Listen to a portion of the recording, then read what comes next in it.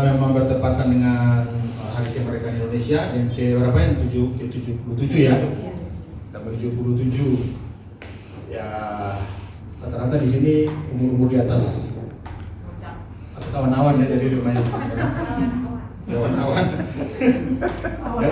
udah terbang tinggi maksudnya. Oh, omanya 99. Berarti Oma menyaksikan kemerdekaan Indonesia ya Oma ya, udah jadi lebih banget. Jadi Sarawak tuh, iya. jadi susternya waktu perang. Oh iya. Wow. Iya, 99 berarti Oma jadi suster waktu perang ya? Iya, udah gadis udah. Perawat. Perang ya? Iya. Luar biasa. Jadi ya yang tidak melihat ya kita dengar aja, dengar cerita ya, nggak apa-apa kan, sama aja ya. Tapi yang lebih hebat itu mendengar cerita kayak Oma ya. Nah, saudara, kalau bicara tentang kemerdekaan, ya next, itu ada dua hal ya. Next ya. Arti kemerdekaan berarti pembebasan dari status perbudakan, baik dalam pengertian harfiah maupun secara metaforis ya. Jadi ada dua pengertian yang harfiah itu ya seperti bangsa Indonesia ini sekarang ini kita merdeka, itu merdeka yang sesungguhnya itu secara harfiahnya ya. Jadi tetapi nanti kita lihat yang metaforis itu yang seperti apa, nanti kita gali ya. Jadi bangsa Indonesia sudah merdeka secara harfiah, memang kita merdeka dari pembebasan dari penjajah ya. Oke, next tadi. Nah, itu saja ya. Jadi kita mengapa harus kita merdeka?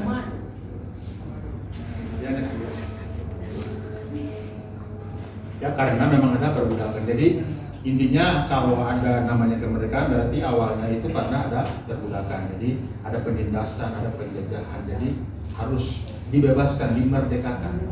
Seperti bangsa Indonesia ini mengalami kemerdekaan, pembebasan dari penjajah. Yang lama itu katanya Belanda katanya 350 tahun katanya. Terus Jepang katanya cuma 3,5 tahun. Nah, hal ini memang membuat bangsa Indonesia itu memang benar-benar diperbudak, mengalami pembodohannya. Jadi perbudakan itu juga satu cara pembodohannya. Jadi sehingga kita bodoh, kita nggak sanggup, kita nggak mampu untuk mengerti tentang apa arti hidup yang sesungguhnya, bagaimana kita menjadi orang merdeka, orang bebas. Jadi akhirnya ditekan ya, mengalami penekanan, mengalami penyiksaan ya. Orang Indonesia banyak yang dibuang di Suriname, seperti orang Maluku ya kan. Maluku itu jadi tentara-tentaranya Mir Belanda, macam-macam ya. Ada yang dibawa ke Aceh, di kerja paksa di Aceh, ditambah batu bara, tambah emas dan sebagainya. Nah, itu bentuk perbudakannya. Oke, next. Ini seperti orang Israel juga di Mesir ya, mengalami perbudakan secara nyata. Ini perbudakan harfiahnya. Ya, next ya. Ya, terus jadi seperti ini ya. Nah, pelan-pelan. Ya, next. Nah, kita masuk ke arti perbudakan secara metaforis ya. Jadi kalau secara harfiah tadi, contoh-contoh tadi bangsa Indonesia, bangsa Israel. Kalau metaforis itu mulai dari kapan? Secara ini umum. Jadi sebenarnya manusia ini pengertian perbudakan itu sejak Adam jatuh ke dalam dosa. Jadi ketika Adam jatuh ke dalam dosa, Adam gagal menjadi orang merdeka. Adam gagal menjadi orang yang bebas. Adam gagal menjadi orang yang menguasai dunia, karena waktu Tuhan menciptakan Adam, Tuhan berfirman di satu Kejadian pasal 1 ayat 26 sampai 28, berkuasalah dan taklukkanlah bumi ya, berkuasalah atas bumi ini dan taklukkanlah bumi ini. Tapi Adam dan Hawa gagal, sehingga mereka tergoda ya. Kalau lihat di sini mereka tergoda dan mereka jatuh dalam dosa, sehingga mereka diusir dari Taman Eden ya. Nah, mereka diusir Taman Eden sehingga saudara, anak-anak Adam itu semuanya adalah anak-anak budak. Ini pengertian rohaninya ya. Jadi ketika Adam jatuh ke dalam dosa, semua keturunan Adam adalah budak dosa. Ya, jadi siapapun dia, namanya manusia keturunan Adam pasti adalah budak dosa karena sudah kalah oleh si penggoda tadi, si ular tua, iblis tadi ya. Jadi akhirnya iblis yang menguasai alam semesta, iblis yang menguasai bumi. Makanya waktu Tuhan Yesus dicobai di padang gurun, dia berkata, kamu lihat ini kan, semua kekayaan dunia, semua kerajaan-kerajaan dunia ini adalah kuasaku, ya. Aku akan berikan ini semua kepadamu apabila kamu sujud dan menyembah kepadaku. Jadi memang waktu Adam gagal, iblis langsung menguasai alam semesta, menguasai dunia ini. Dalam pengertian manusia, keturunan Adam, semuanya ada di dalam perbudakan iblis. Ya, jadi yang namanya saudara, kan usah bawa saudara dulu. Kalau saudara lihat ini yang sebelahnya, gambar sebelahnya itu kan budak-budak yang disiksa ya, mengalami kerja paksa. Nah, namanya budak, anak mereka pun budak. Mengerti ya saudara ya? Yang namanya budak, saudara kalau umur saya mungkin dulu ada film misi kan, film apa? Film ya dulu ya kan? Film misi, film apa sih dari negara Mesir? Bukan Osim, misi yang film. Hah? Iya, Little Misi ya. Nah itu keturunan mereka pun tetap budak. Ya, kalau saudara nonton film-film lain lagi, jadi anak Adam dan Hawa anaknya adalah budak. Kain dan Habel anaknya budak. Sampai masuk kepada Nabi Nuh segala macam tetap budak, saudara. Dalam pengertian mereka diperbudak oleh dosa. Mereka nggak akan mengalami kebebasan. Makanya harus ada penebus. Kalau artinya dalam sejarah Israel itu ada yang namanya penebus. Jadi orang Israel itu harus ada penebusnya. Misalnya dia ada cerita penebusan kan, benar kan? Sampai Yesus itu disebut penebus. Jadi orang-orang Israel itu harus ditebus oleh saudaranya. Misalnya dia mengalami perbudakan di satu tempat, dia harus ditebus tuh oleh saudara-saudaranya. Atau namanya tahun pembebasan, tahun Yobel, mengerti ya? Setiap tahun Yobel itu di setiap ada pembebasan penebusan. Setiap 7 tahun sekali ada pembebasan budak. Sampai 7 kali 7 sampai ke tahun 49 tahun itu namanya, nanti ada masuk ke tahun 50 itu namanya tahun Yobel. Tahun pembebasan raya atau pembebasan secara umum. Jadi semua dengan pengertian semua budak-budak Israel harus dibebaskan tanpa syarat. Di tahun 50 itu saudara, namanya tahun Yobel. Ya, itu dalam pengertian yang harfiah. Nah, tetapi secara pengertian yang metaforis, bangsa Israel pun menjadi orang-orang atau menjadi budak-budak dosa, saudara, sampai di kita, zaman kita. Nah, makanya itu Yesus harus datang untuk membebaskan kita dari perbudakan iblis. Ya, saudara, next saja lihat. Ya, Yesus harus datang supaya kita terbebas dari perbudakan dosa. Makanya ada saudara-saudara kita yang lain bertanya bahwa masa sih iya jadi orang di luar Kristus itu kalau mereka melakukan kebaikan, apakah mereka tetap masuk atau tidak masuk surga, atau mereka tetap binasa atau masuk neraka? Iya, saudara, benar. Karena semua yang namanya manusia yang diperbudak oleh setan tetap budak ya budak. Mengerti nggak saudara ya? Jadi gak mungkin budak melahirkan anak merdeka. Misalnya nih ada satu pasang orang gitu kan. Contohlah Pro Iksan. Waktu masih jadi budak, anaknya tetap anak budak apa anak merdeka? Anak budak. Karena dia belum dimerdekakan. Jadi anak budak melahirkan budak. Begitupun cucunya melahirkan cicit budak. Jadi semuanya ya, tadi ada contoh itu. Jadi semua keturunan manusia adalah budak dosa. Harus ada pembebas, harus ada penebus. Ya, contoh-contoh penebus itu, contoh-contoh penghapusan dosa itu dengan darah binatang ya. Tuhan berikan kepada anak-anak Adam, Kain dan Habel. Habel yang Habel itu yang persembahannya diterima karena dia mempersembahkan persembahan yang berbau darah. Karena darah itu bicara tentang jiwa. Jadi darah itulah. Makanya kita dilarang untuk makan darah. Ada hukum Israel kan, hukum Taurat kan. Mereka itu tidak dibenarkan makan darah. Nah, makanya orang-orang yang kayak Pantekosta, karismatik juga ada, yang lebih itu Advent, yang berbau warna darah nggak boleh dimakan. Sampai teh pun, kopi nggak boleh diminum, karena itu berbau darah atau berwarna seperti darah. Karena pengertian mereka darah ini jiwa.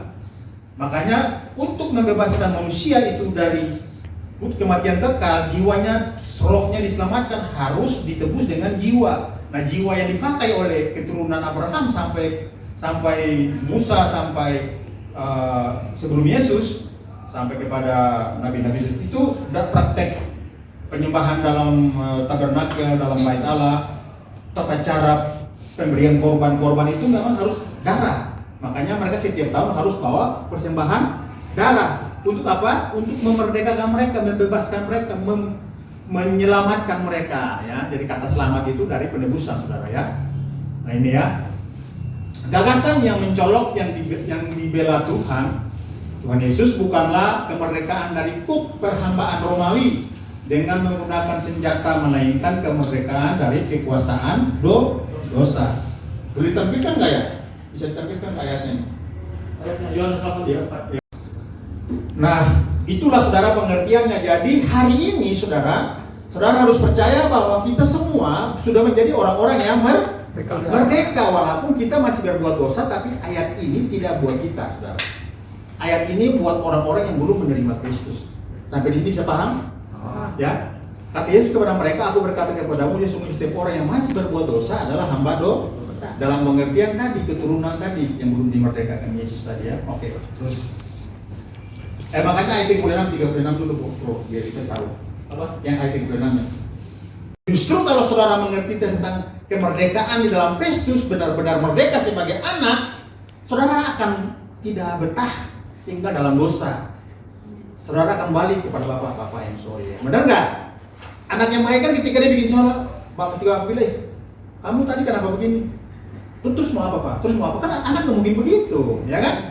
Yang namanya anak masih di bawah 17 tahun, sampai orang dewasa pun yang mengerti tentang status anak dalam pengertian yang harfiah aja. Ya, saya lihat contoh, ya. Ada satu keluarga pengusaha kaya, ya.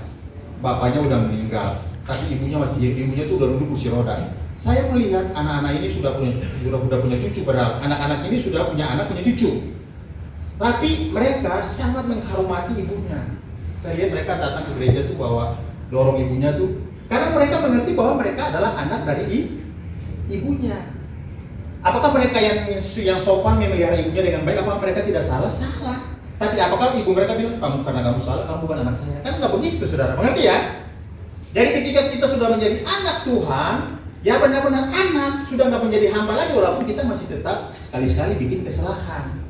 Nah, hal ini yang saudara harus mengerti nih, supaya saudara tidak lagi diperbudak pikiranmu oleh hal-hal yang agamawi yang salah. Saya nggak bisa salahkan banyak gereja yang mengajarkan tentang doktrin-doktrin yang sangat salah. Contoh-contoh simpelnya, saudara kalau tidak memberikan perpuluhan, saudara masuk neraka. Ada begitu di YouTube loh, saudara. Waduh, padahal perpuluhan itu Tuhan terapkan ketika ada di hukum Taurat. Apakah di hukum kasih karunia masih bisa di perpuluhan? Terserah saudara. Kasih puji Tuhan, haleluya. Saudara nggak kasih pun tidak membatalkan keselamatan saudara. Ada kemarin belum lama ada statement yang tidak memberikan perpuluhan itu masuk neraka. Waduh. Yang punya kunci surga siapa ini, ya kan? Ini Tuhan Yesus yang punya kunci, apa dia yang punya kunci? Kita juga bingung nih, ya kan? Padahal status anak ya tetap anak, gitu ya. Nah, harus mengerti nih hukum Taurat yang mana, hukum kasih karunia yang mana. Saya kalau bahas itu mungkin 10 seri, 20 seri nggak habis, cerita ini singkat-singkat aja. Oke, next. Ya. Nah, terus saja, dosa membuat manusia tidak dapat hidup benar di hadapan Tuhan. Roma 12, coba next, bikin aja bisa nggak? Roma 12. Jangan dulu. Saya baca ya. Atau yang ada yang dapat supaya kalau kita aktif ya, sudah ada yang dapat, coba baca. Roma 12 ayat Roma 5 ayat 12. Sorry. Yang saya singgung di awal tadi, saudara, semua itu masuk. Semua itu namanya pendosa. Nah, tadi kita sudah dimerdekakan, ya. Nah, Roma 6 ayat 20 ya.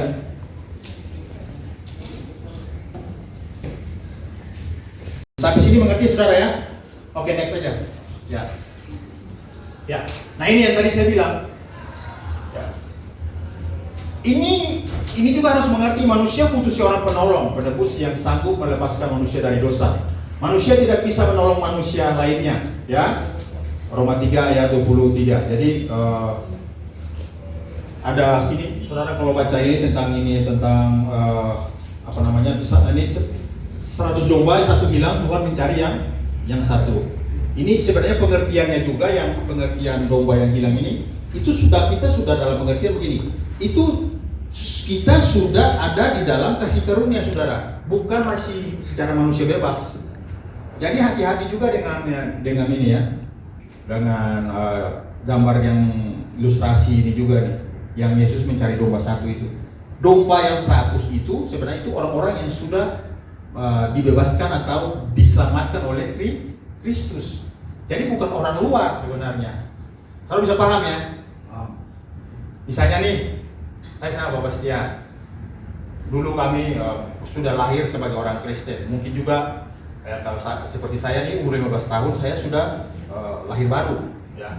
Saya tahu saya lahir baru 15 tahun. Ya. Mengalami pertobatan yang luar biasa, kelepasan yang luar biasa. Nanti ketika saya dalam seiring waktu berjalan saya menjadi seorang pemuda, saya brutal, saudara. Saya brutal sampai Jakarta. Saya masuk penjara, ya. Nah, bukti bahwa Tuhan mencari saya, dombanya, karena saya adalah dombanya, benar saudara ya? Ketika kita sudah menjadi dombanya, anak Tuhan, Tuhan akan mencari kita walaupun kita terhilang, saudara. Ya, jadi pengertian yang contoh gambar ini, domba yang hilang ini bukan orang yang di luar Kristus, saudara. Ini pengertiannya orang yang sudah ada di dalam Kristus. Jadi walaupun kita sudah di dalam Kristus, kita sudah menjadi domba-dombanya Kristus, anak-anaknya Kristus. Ketika kita terpisah, kita karena dosa kita terpisahnya. Makanya tadi saya bilang, kalau kita merasa bersalah, terus kita merasa sangat berdosa, tidak layak, akhirnya kita pergi, ya, dan kita menjauh terus, jadi jahat terus. Tapi saya mau kasih tahu buat saudara, makanya firman Tuhan katakan, siapapun yang sudah diberikan Bapa kepadaku, kata Yesus, siapapun tidak bisa mengambilnya daripadaku. Benar nggak ayatnya? Itu ini pengertiannya. Saya merasakan itu, saudara. Jadi ketika saya sudah berbuat dosa sampai saya ditangkap ya, oleh kepolisian, saudara. Saya terkurung di Mabes itu, belum ada BNN, belum ada. Itu saya tahu tentang ayat ini, saudara. Di situ Yesus benar-benar datang dan melawat saya di situ malam-malam, saudara.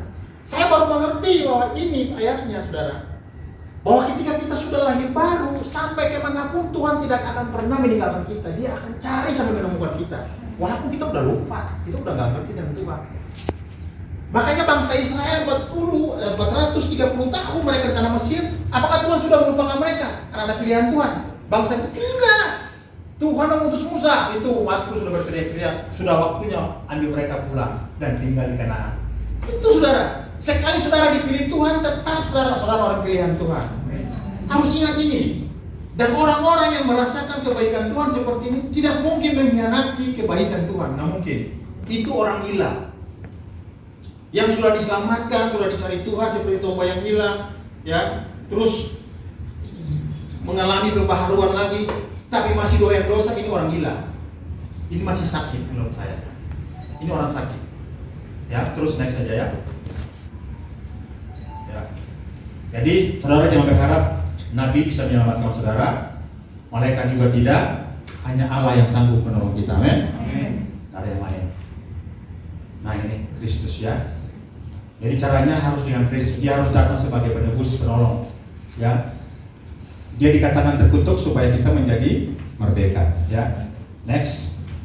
Nah saudara, sebelum itu, saudara balik di gambar yang tadi. Nah, ada ayat yang saya nggak cantumkan di sini, saya singgung sedikit saja.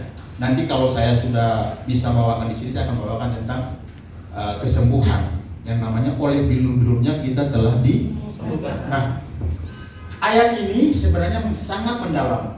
Oleh bilur-bilurnya ini, oleh bilur-bilur Yesus ini kita disembuhkan. Bukan masalah sembuh secara badani, saudara. Ya, makanya orang yang percaya Yesus karena ingin disembuhkan, ini keliru. Disembuhkan dari batuk misalnya, TBC misalnya, kanker misalnya, apalagi stroke misalnya, apalagi jantung misalnya. Kalau semua itu berkaitan dengan kesembuhan badani, maka kita akan menolak Yesus. Karena orang Kristen masih banyak sakit jantung, benar saudara? Benar saudara? Oleh bilur-bilurnya itu sebenarnya berbicara tentang roh dan jiwa, saudara.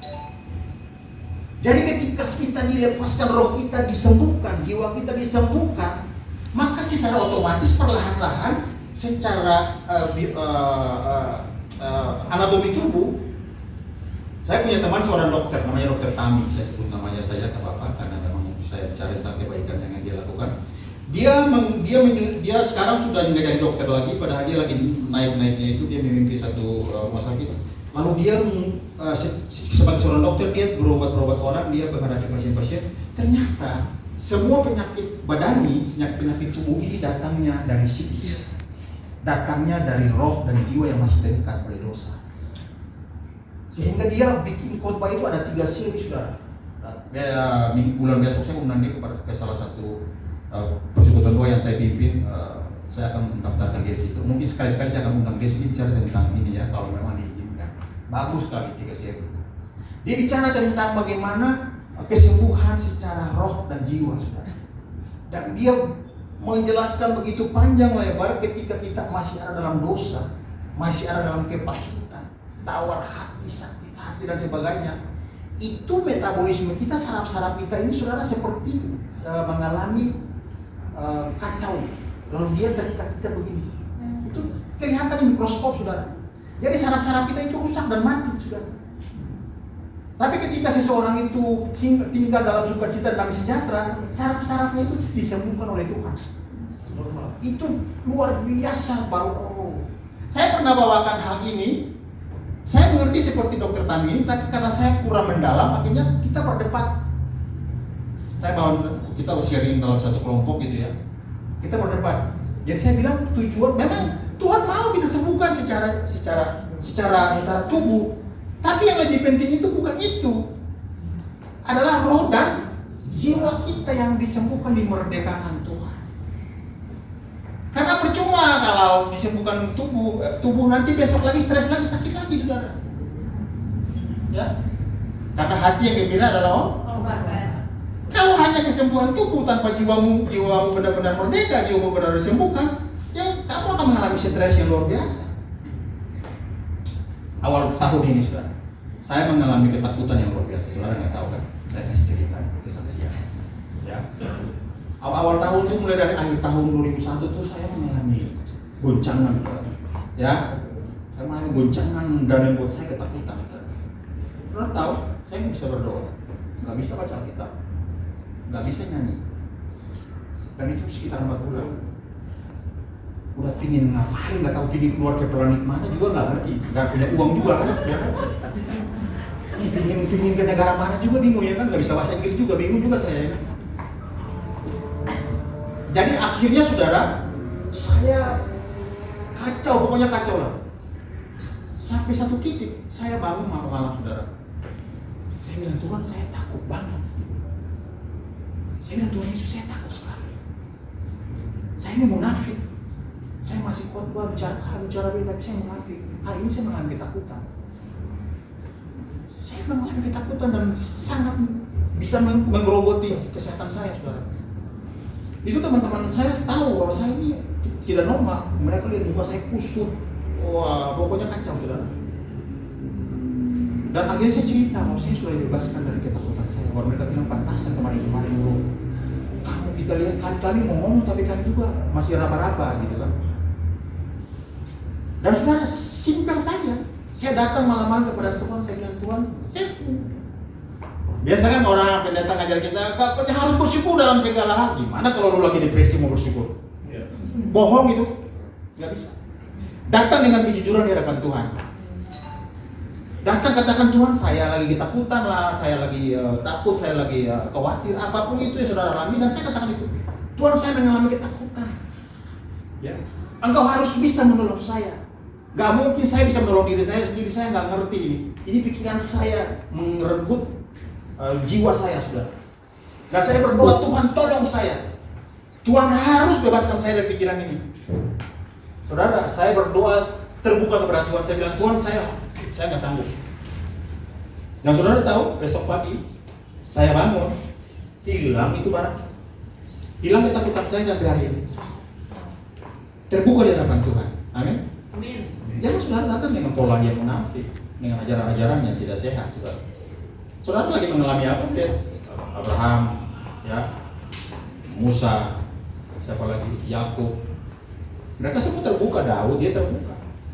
Dia nggak tutup-tutup. Dia lagi bicara masalah apa? Saudara boleh lihat Daud. Masalah apapun dia ngomong sama Tuhan. Dia berdatang dengan klise, saudara. Nggak seperti itu. Saudara. Terbuka di hadapan Tuhan. Karena Tuhan itu mau menyembuhkan kita. Amin. Tuhan mau melepaskan kita. Dan benar-benar kita merdeka dan lepas dari itu semua. Akhirnya saya merdeka, saudara. Saya masuk gereja di awal-awal tahun saya tuh udah gak bisa nyanyi di gereja. Di gereja gak bisa nyanyi, saudara. Lagu kemana, pikiran gua kemana, ya kan? Orang lagi tepuk tangan, saya juga gak bisa tepuk tangan. Saya cuma lipat tangan begini. Kadang-kadang orang berdiri, saya nggak berdiri, saya duduk gitu. Kayak orang ngerti-ngerti banget, padahal lagi kacau, saudara. Gitu ya. Dan waktu itu mulai dari gereja, saudara. Jadi ketika saya bisa, ini saya kenapa? Dan saya berdiri, saya katakan, saya mau memuji Tuhan. Ya, mulai itu, saudara. Saya bangkit dulu dari tempat, saya mau memuji Tuhan. Jadi, saudara, jiwa saudara harus saudara yang bebaskan itu. Kristus sudah memberikan kebebasan, tapi ketika saudara terikat pun, saudara harus memiliki kerinduan untuk dilepaskan. Ya. Kalau enggak, saudara nggak bakalan merdeka. Tuhan sudah lepaskan saudara sebenarnya, sudah memberikan kelepasan kemerdekaan itu secara umum kepada semua orang. Kan akulah jalan kebenaran dan hidup. Ya kan? Karena begitu besar kasih Allah karunia sehingga dia menurunkannya supaya orang yang percaya kepadanya tidak binasa, tetapi beroleh hidup yang. Jadi keselamatan anugerah itu sudah dilepaskan 2000 tahun yang lalu, sudah disediakan. Kalau kata lepas mungkin saudara kurang, sudah disediakan dan maksudnya begini, sudah disediakan dan dilepaskan kepada semua orang, begitu maksudnya ya. Sehingga setiap orang yang percaya kepada karya salib itu, percaya kepada karya Tuhan itu dimerdekakan sungguh-sungguh. Nah, saudara harus datang dan percaya kepada itu, kepada karya salib itu, kepada kemerdekaan dalam Kristus itu. Katakan kepada jiwa saudara. Makanya Daud katakan, hai jiwaku, aku mau bersukacita. Sebab itu bersukacitalah, dikatakan begitu. Hai jiwaku, karena jiwanya itu yang tadi seperti saya mengalami tekanan, mengalami drop, mengalami apa? Galau, ya. Sehingga Daud berkata, hai jiwaku, aku mau memuji Tuhan. Itu tubuhnya berkata kepada, secara perkataannya berkata kepada jiwanya. Dan itu saya lakukan di gereja, saudara. Dan itu benar-benar tinggal saya berdiri, saya mendeklarasikan itu, dan seterusnya itu saya bisa bernyanyi sampai hari ini, saudara. Ya, jadi kemerdekaan itu disediakan Tuhan dan ada tindakan kita. Amin. Tanpa saudara bertindak untuk memegang kasih karunia itu, saudara tetap ada di bawah perbudakan. Makanya hari ini saya mau encourage kita supaya oke, saudara. Jangan ada Tuhan sudah kerjakan bagiannya, kita harus melangkah untuk mendapatkan bagian itu, saudara. Amin. Jadi kita nggak jadi orang yang pasif, tapi harus aktif juga. Jadi orang memang benar keselamatan itu anugerah dalam pengertian begini. Anugerah itu bagi orang yang menangkap anugerahnya. Makanya firman Tuhan katakan begini. Mereka mempunyai mata tapi tidak melihat, mempunyai pendengaran tapi tidak mendengar. Kenapa? Itu pilihan, saudara. Setiap hari di YouTube itu sekarang ini firman Tuhan bukan saja pasif di gereja tapi sudah aktif di media sosial. Orang lain di luar Tuhan itu mendengar tentang Injil tapi mereka seperti nggak dengar. Apakah kasih karunia itu terbatas kepada mereka? Enggak juga. Semua Tuhan ingin semua orang di dunia ini selamat kok. Tapi kan pilihan mereka mau terima atau tidak ini barang. Mau terima atau tidak karya Tuhan ini. Dan saya percaya hari ini kita mau terima itu semua. Amin. Kita mau benar-benar merdeka di dalam Tuhan. Sehingga saudara, kemerdekaan itu akan menyembuhkan tubuh saudara. Amin. Percaya saudara. Kemarin saya hampir lumpuh, saudara. Saya duduk kalau nongkrong di toilet yang nongkrong, saya benar-benar bergumur. Benar-benar Tuhan, saya nggak bisa duduk karena saya fitness paksa, saudara. Saya punya ini karena saudara. Tapi setiap hari saya dalam nama Yesus, dalam nama Yesus, dalam nama Yesus. Ini umur masih segini aja udah kayak orang tua ya kan? Dalam nama Yesus. Dan saya bisa nongkrong begini tanpa ada masalah, saudara. Kemarin tuh nggak bisa harus dipegang ini dulu, bisa menderitanya setahun lebih. Saya nggak mau ngomong pada orang lain kan, saya diam-diam aja. Biasanya sembuh baru saya ngomong gitu. Dan puji Tuhan hari ini kita dimerdekakan, amin. Amin. Jadi hiduplah dalam kemerdekaan yang Tuhan berikan kepada kita. Amin. Oke, saya mau berdoa. Itu lalu saya berdoa, saudara.